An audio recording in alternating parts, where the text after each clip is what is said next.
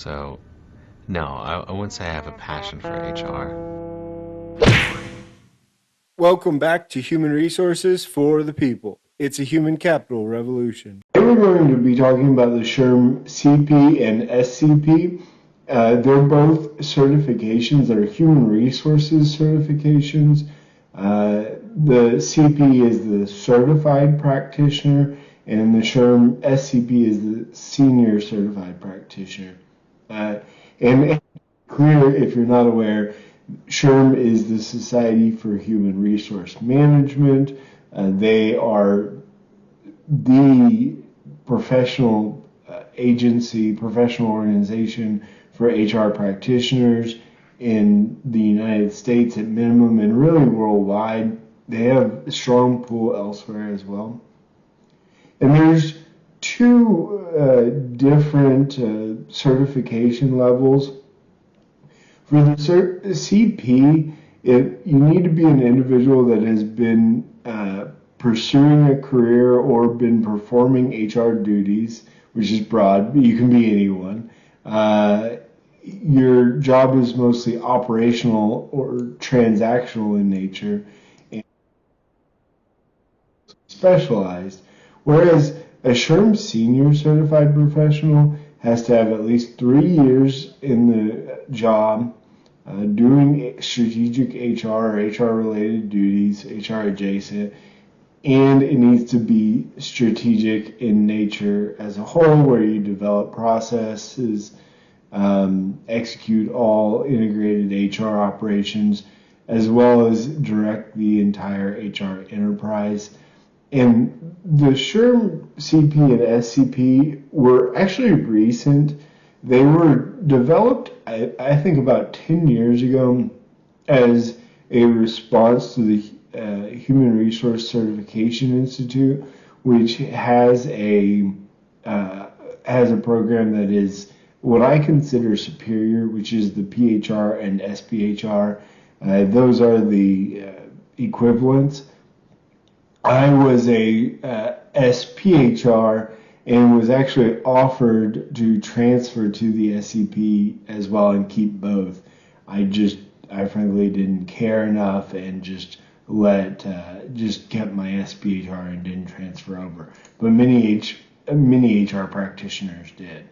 So once you've hit the requirements with respect to time and position and or quality type of position, then what do you have to do to get the certification? Well, there are 14 different knowledge areas that are tested over with two specific sort of types of questions. So the types of questions are knowledge items. One type is knowledge items. Well, knowledge items are things like, for example, what year was the Fair Labor Standards Act put into place, or something of that nature, right? Sort of basic quantitative questions. And then on the second set of questions are situational judgment items, which judge how you would approach a particular situation. So in that scenario, I'm kind of being broad here or kind of guessing, but something like, employee who has claimed discrimination, what would you do next in this investigation? Something of that nature. And they use these to judge whether or not you're passing the test or not.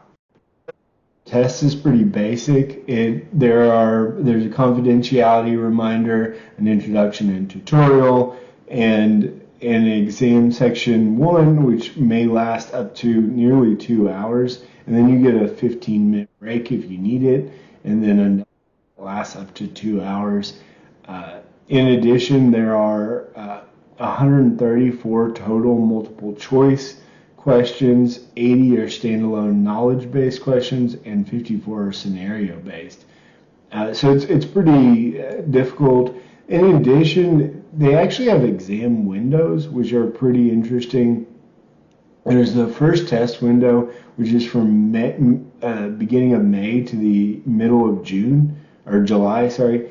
And that actually begins July 4th and then goes through April 8th. And then there's a second test window from December 1st, 2023 until February 15th, 2024. And those applications are accepted through June 1st, 2023 until November 9th. So it's a window rather than a simple, you're accepted, now this is when you'll take the test.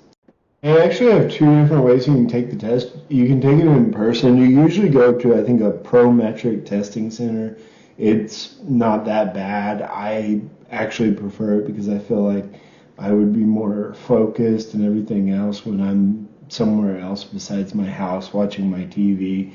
But you can do a remote testing indoors. You have to make sure that your computer qualifies and everything else.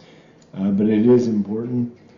The other important thing to understand is that it is kind of expensive. The test is $335 for the early bird exam fee if you're a SHRM member. I believe membership costs $100 a year. It is worthwhile, and you can actually get in on jobs and things of that nature. So it is something that you may want to consider joining a membership, and it's a bit cheaper for the exam. The exam is good for 3 years. There is all sorts of corporate exam fees, military exam, etc., as well as a retest costs the full price.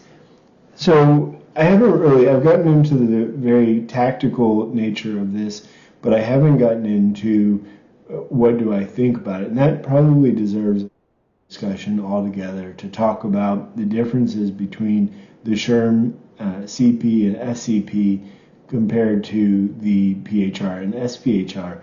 My recommendation as sort of an old school HR person is that the SPHR and PHR is more respected in the community. Sure, any HR practitioners out there who are interested What do you in think this, who about have today's opinions, video? leave a Please comment down below, and please like and share and subscribe. It And really helps as always, out. I'll see you on And the I'll next see you on one. the next one. Bye, guys.